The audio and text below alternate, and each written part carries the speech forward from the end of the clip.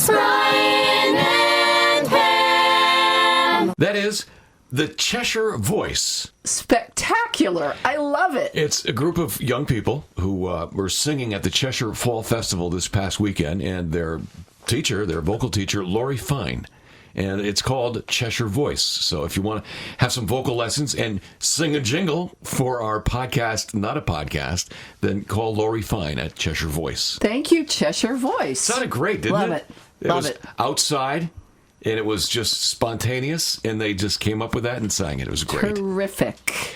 Well, welcome to the podcast, Not a Podcast. Episode 14. I can't believe it's up to 14 already. I know.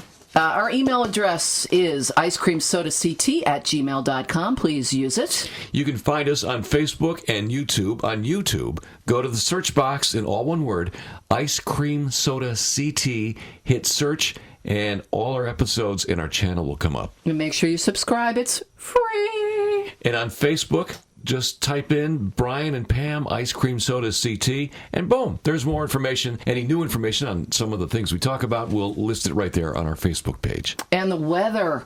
Oh, man. It's the final week of summer, Brian Smith. Mm-hmm. It's going to be summer-like, sunny and warm for the most part this week, 75 to 80 for the highs.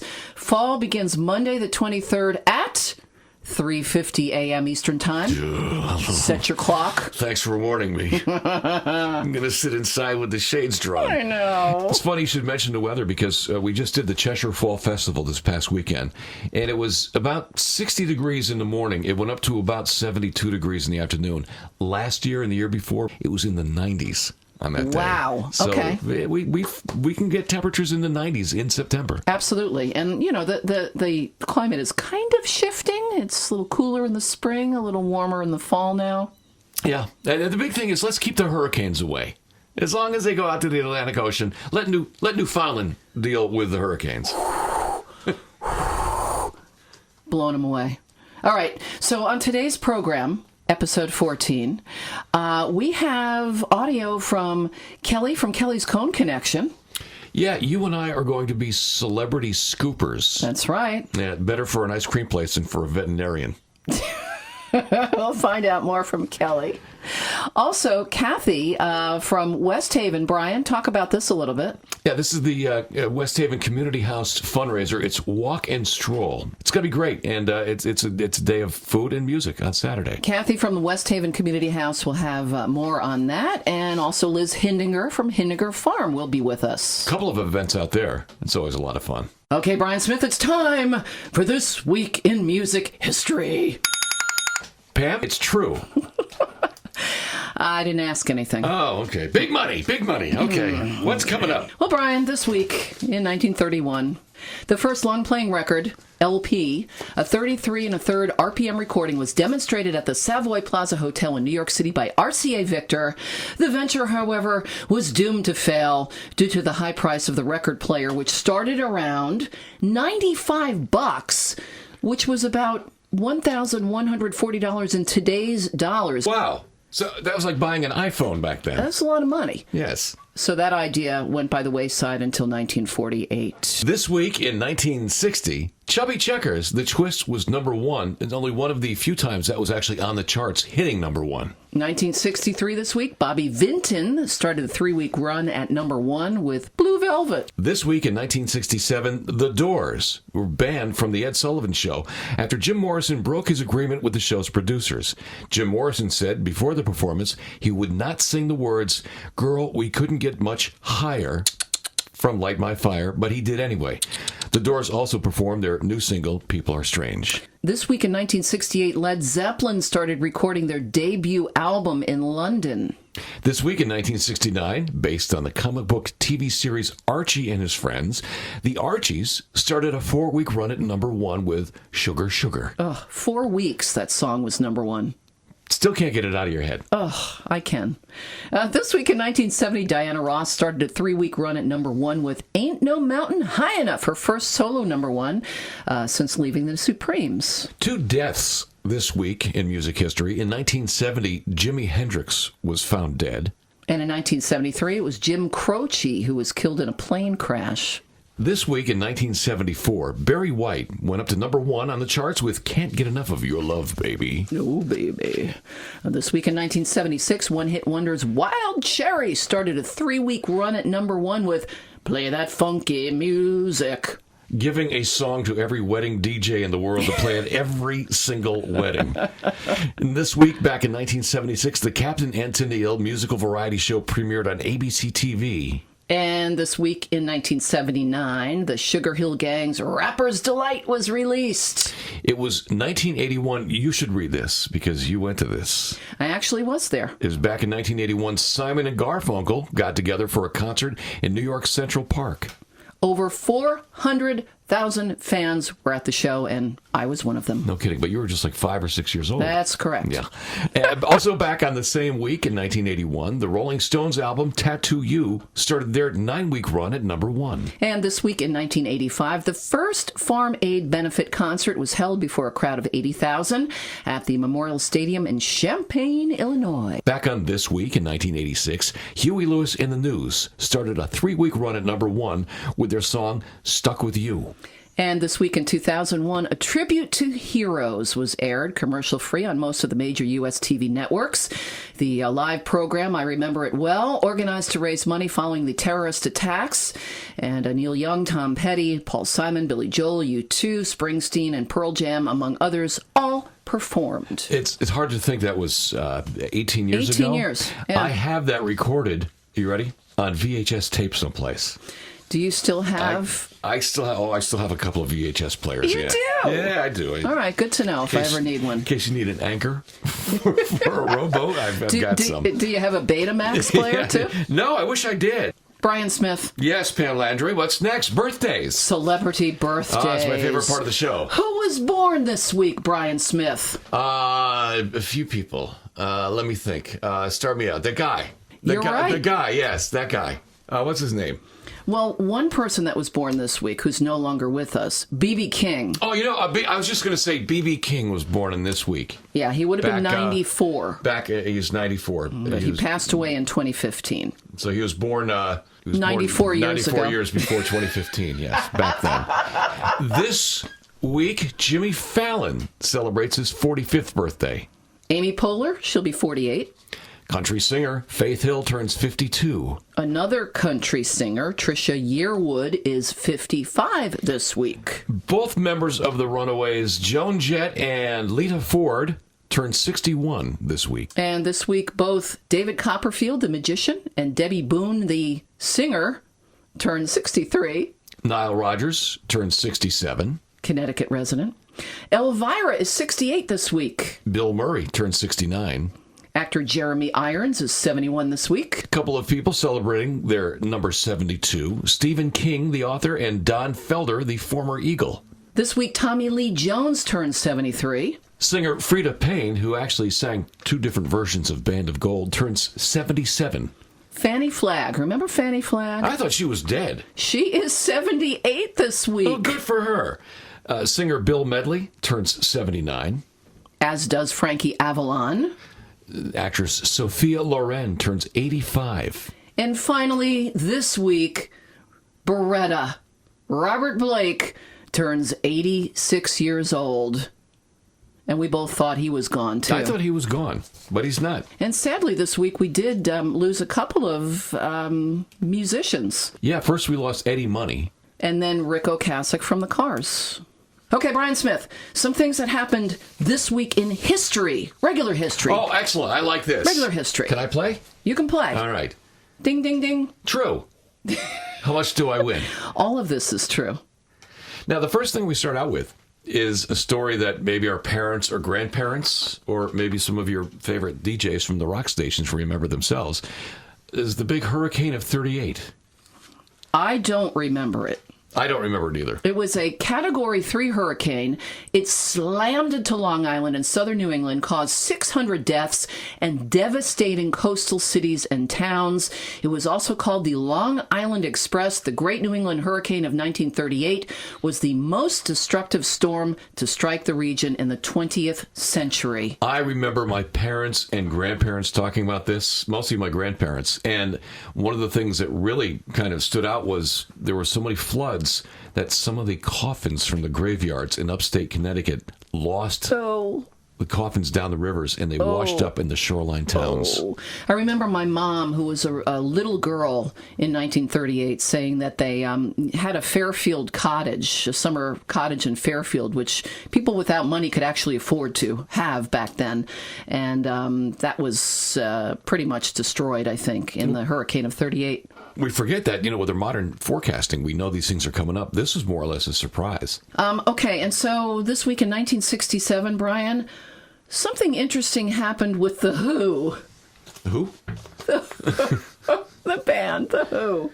Remember the Smothers Brothers Comedy Hour? Sure, my grandparents talked about that. Well, The Who made an appearance on that show this week in 1967. It was a live, nationally televised appearance. They played My Generation, and Keith Moon, who liked to put explosives into his drum kit, what could possibly go wrong, put several times the normal amount of explosives into his drum kit. That set off a gigantic explosion, rocked the set. A cloud of smoke engulfed Pete Townsend and Roger Daltrey. They say, though, bassist John Entwistle never lost his cool. Daltrey practically flew down stage, and when Townsend emerged from the smoke, his hair was almost literally blown to one side of his head. If you remember the movie This Is Spinal Tap, that's how they kept losing drummers. They kept exploding. Goes to 11. Okay, well, also this week in 1973, Brian, the Battle of the Sexes. This I remember. We were only about 2 years old then, but I remember this. Big tennis match with Billie Jean King and Bobby Riggs. She was 29, he was 55. He was a former number 1 ranked men's player, but 29-year-old Billie Jean King beat him. This week in 1975, newspaper heiress and wanted fugitive Patty Hearst was captured in a San Francisco apartment and arrested for armed robbery. Remember the Symbionese Liberation Army? This week in 1976, NASA publicly unveiled its first space shuttle, the Enterprise. Back this week in 1983, 20-year-old Vanessa Williams became the very first African-American to win Miss America. Less than a year later, Scandal. Yep. Vanessa Williams gave up her crown after nude photos of her surfaced. Yeah, that was a long time ago. This week in 1985, a little-known actor named George Clooney. Oh, that guy. Made his first appearance as a handyman on The Facts of Life. And 25 years ago this week on NBC, the television sitcom Friends. About 6 young adults living in a very expensive apartment that... Which would never happen, trust me. Been there. Their parents probably paid for it. Anyway, Friends debuted on NBC this week, 25 years ago. 25 years ago. Okay, Brian Smith, it's time for Casino Land. Casino Land. Isn't there a song that goes Casino Land, Casino Land? Casino Land, Casino Land, Casino Land. That's it! All right, let's first go to Foxwoods. Friday, this coming Friday, the B-52s Love at them. Foxwoods. Love them. Saturday night at Foxwoods, it's Adam Ant. And this weekend at Mohegan Sun, Friday night, John Cafferty and the Beaver Brown Band free in the Wolf Den. And Pam, just a little north of Casino Land, the Big E is happening. The Big E, the Big E. I didn't know they had their own song. The Big E is happening this week and into next week and the following weekend. Goes on forever, doesn't it? Oh, it's just great. You've never been, go, go, go. All right, Brian Smith, closer to home. What's happening? Farmers markets. Yes. In Hamden this Thursday, actually through October 3rd, so not much longer, the Hamden Farmers Market from 4 till 7:30. Now, this week, Brian Smith, it's extra special because at the Hamden Farmers Market, it's the kickoff of Paint Hamden Pink. Our friend Kathy Z emailed us about this. That's right. Thank you, Kathy Z. And we checked in with Kelly at Kelly's Cone Connection because she has something to do with this as well. Hello, Brian and Pam. It's Kelly calling from Kelly's Cone Connection. Today I want to talk about Paint Hamden Pink. It's a month-long event in October that raises money for breast cancer research. There's over 100 businesses and community organizations involved. The kickoff is this Thursday, September 19th at 5 o'clock at the Farmers Market right near the Miller Memorial Library. We also have a Facebook page, Paint Hamden Pink. If you'd like to get involved or have any questions, that's the best place to start. I want to thank both of you for committing to being some celebrity scoopers at my event. My event will be at Kelly's Cone Connection on October 9th from 5 to 7. 20% of the proceeds that night will go to Paint Hamden Pink. We will also have pink sprinkles all month long to celebrate. 100% of those goes to the organization. I have a few celebrity scoopers coming, Brian, Pam, and I got Keith Coons from Channel 8 News. Thank you so much for being involved in such a great cause. Looking forward to seeing you on the 9th. Thank you. Thank you. That's Kelly from Kelly's Cone Connection on Whitney Avenue in Hamden, one of our favorite people and one of our favorite places because they serve ice cream sodas. Now let's get to this big list of events happening in our area. Okay, Brian Smith, the East Haven Chamber of Commerce is having an Oktoberfest celebration. That is this Thursday the 19th from 6 till 9 at Local Kitchen and Beer Bar. That's West Main Street in Branford, actually. For info on that, easthavenchamber.com. And Pam, this is a big weekend for state fairs. Yeah. It's a big weekend for state fairs. This weekend, it's the Orange Country Fair in Orange. Coincidentally. Brian, it's Saturday and Sunday, the 21st and 22nd, and it's at the Orange Fairgrounds on Orange Center Road. And you can get more information online at orangectfair.com. Well, we have another fair this weekend also, Friday, Saturday, and Sunday in Guilford. The Guilford Fair, Connecticut's second oldest agricultural fair at the Guilford Fairgrounds. For more info on that, guilfordfair.org. And Cheshire, don't feel left out this weekend. I know the fair was last week, but there's something else this week in Cheshire. Yeah, this Saturday, the 21st, Brian, 10 to 3 p. It's a free day of family fun on the farm. Ives Farm on Cheshire Street. And this weekend in New Haven. It's Pride New Haven. All kinds of events all this week, and it culminates this Friday and Saturday. On Friday, a pageant that will crown this year's Mr. and Miss Gay New Haven. And then Saturday, the day starts with a Pride March that steps off from the New Haven Green at 1 o'clock. Find out more. There's a list of events at newhavenpridecenter.org. Now, this weekend in Milford, Friday and Saturday, there's a special event. And Pam, if you'll tell us about it, I will teach you a little bit about what to do at the Oktoberfest. Another Oktoberfest celebration. That's right. This Friday and Saturday, the 20th and 21st, it's Milford Oktoberfest. Brian Smith, a 2-day celebration of beer, food, great music, and fun. Now, these are your lyrics. You ready? Oi, oi, oi. Oompa, oompa. Oh, oi, oi, oi. Okay, get ready. Oi, oi, oi. First I say, tiki-taki, tiki-taki. Oi, oi, oi. That's it. Thank you. Try it again. I passed the audition. Tiki-taki, tiki-taki. Oi, oi, oi. You got to slow down the oi, oi, ois a little bit. Oi. Oi. No. Here, you do the tiki-taki. Tiki-taki, tiki-taki. Oi, oi, oi. Ah, okay. Now I know how it's done. Takes a professional. And if you're really going to do it right, you need a keg of Beck's, lederhosen, and an accordion. And some Wurst. Tiki-taki, tiki-taki. Oi, oi, oi. Coming up this Saturday in West Haven, it's the West Haven Rock and Stroll benefiting the West Haven Community House. Yes, and we have Kathy from West Haven Community House here to tell us more. Hey, Brian and Pam. We're gearing up for our Rock and Stroll event happening this Saturday down at Satin Rock in West Haven. It's a fundraiser for the West Haven Community House and TKM, Teach Kids Music. We are raising funds for our programs at the Community House and also collaborating with Rock House School of Music. We start off at 9:30 in the morning with a 2-mile walk along the boardwalk in West Haven, where you do fun activities and earn raffle tickets. After the walk, we'll have live music, arts and crafts vendors. We'll be selling hot dogs and burgers, and we'll have kids activities and face painting and a touch-a-truck area. And of course, Brian Smith will be emceeing on the stage and introducing introducing the bands. So we're looking forward to the event and hope we get a lot of people down there. It's going to be a great day, and we'll see you soon. Thanks. That's Kathy from the West Haven Community House,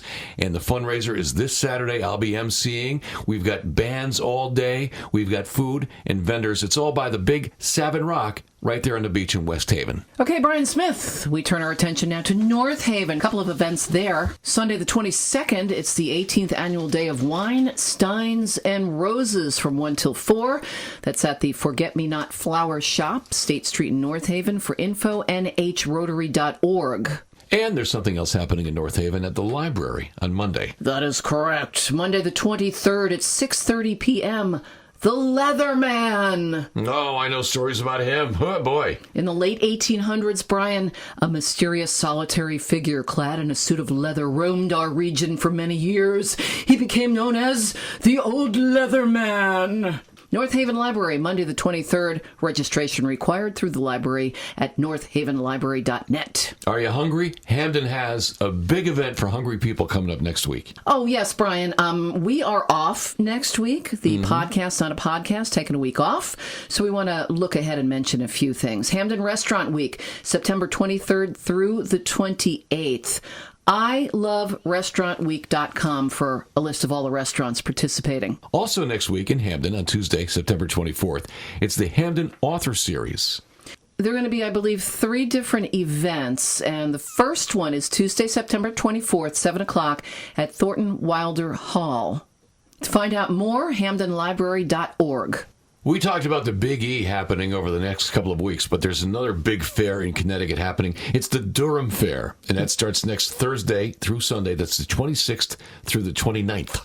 It is the 100th Durham Fair, and for all the info, durhamfair.com.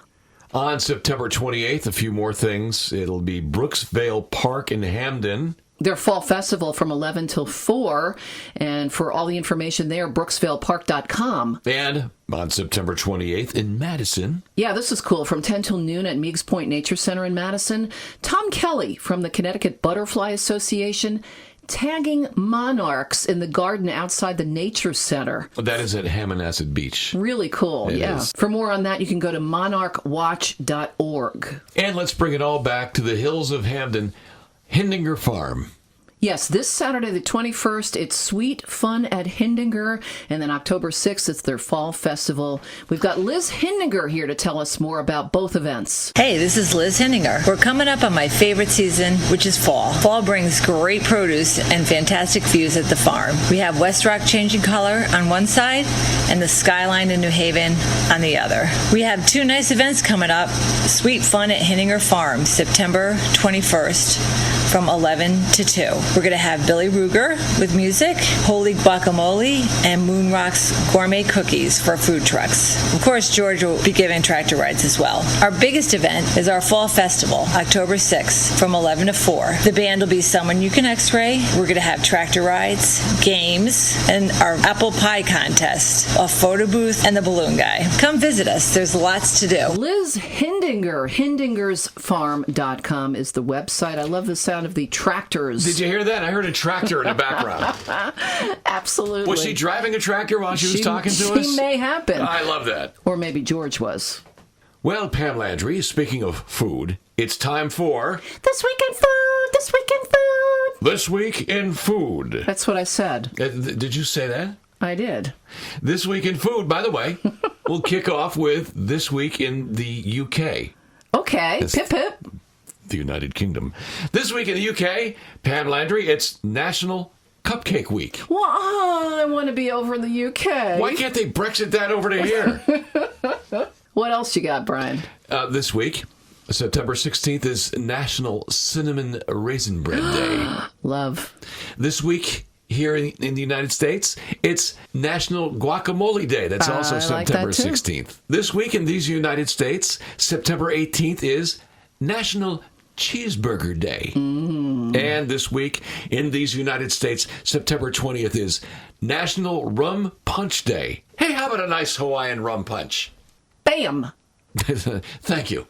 And around the United States this week, you ready? I love this feature. You ready? Okay, this is my favorite. Go ahead, Brian. It's the Kentucky Bourbon Festival this week in Bardstown, Kentucky. And the 91st annual, that means they've had 90 of these before, Idaho Spud Day weekend in Shelley, Idaho. I like the sound of that. It's a potato weekend. They call it the 91st annual Idaho Spud Day, but it's a 2-day festival. And in Jelly Island, Georgia this weekend, it's the Shrimp and Grits Festival. Yum. Oh, that's making me hungry. And that Brian Smith?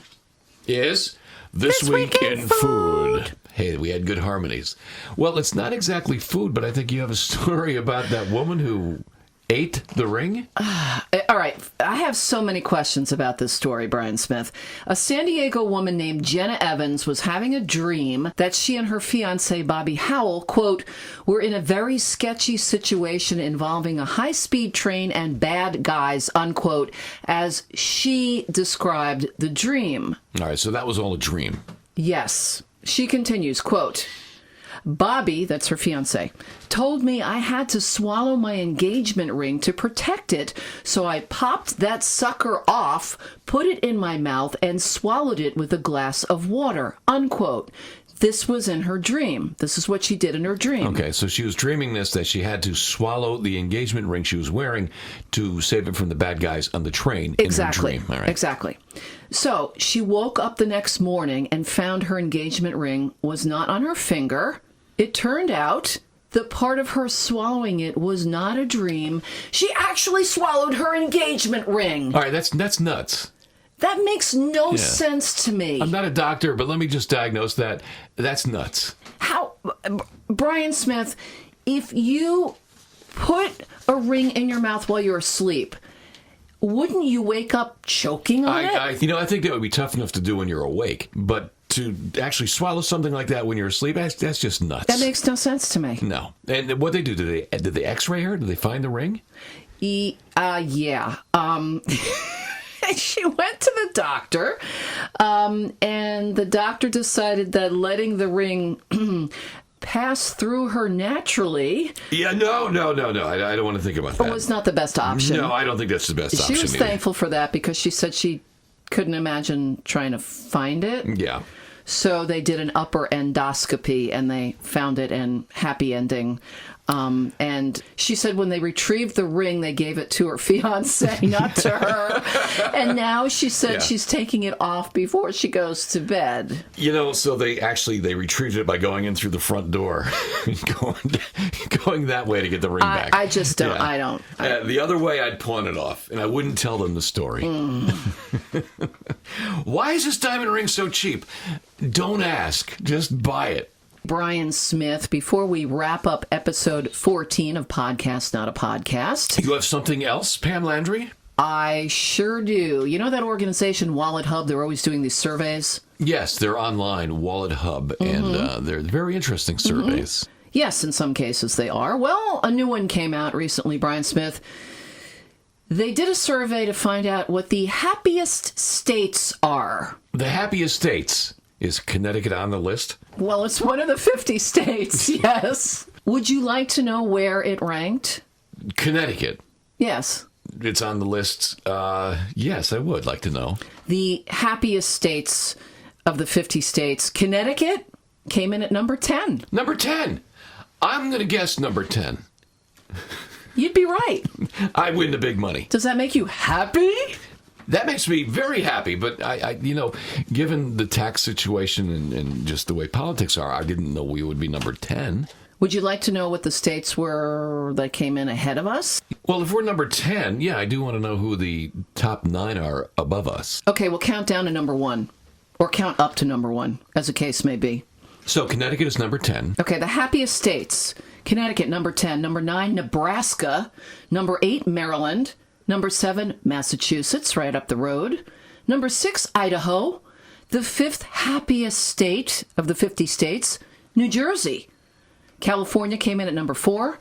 Minnesota, number 3. Utah, number 2. And according to Wallet Hub, Brian Smith, I can't wait. the happiest state The happiest state of the 50 states, Which one? Hawaii. I got it right. I didn't hear you say I it. did. You were too busy naming the other states. There's an inner voice and an outer voice. So that might have been, yeah. I had it written down right over here. Hawaii. Look, who were the most unhappy states? Oh, there's that. Let me tell you.